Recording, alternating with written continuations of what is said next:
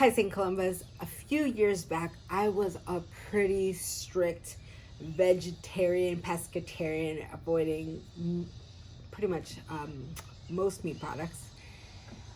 Because about a decade ago, it was still really hard to find the humanely raised, ethically sourced meat, which is what I limit myself to eating even now. And for those of you who would say eating any kind of meat is cruel and there's no ethical way to do this, like, I really hear you. I really do. But I'm still not there. And 10 years ago, I was still relatively new to this mostly vegetarian lifestyle. And I would have these wild, intense meat cravings, like crazy. I would dream about meat. And the meat that I would dream about was like hot dogs, chicken nuggets.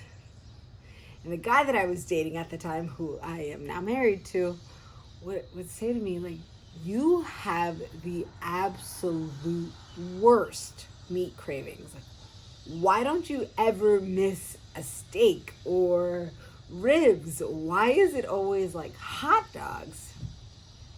He had an excellent point. I wasn't even missing the good stuff. I was missing the filler stuff that was born of necessity, not even desire.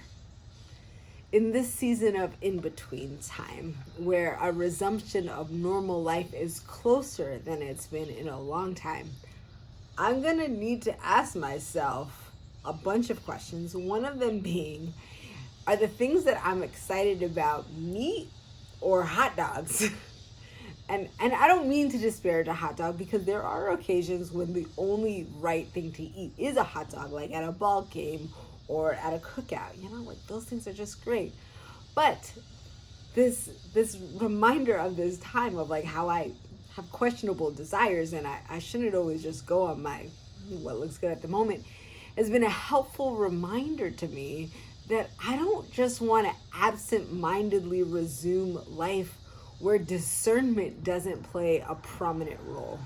Because if I end up with just following my desires and cravings, I'll just be so stuffed with metaphorical hot dogs that I won't be able to have any room for these beautiful, juicy steaks.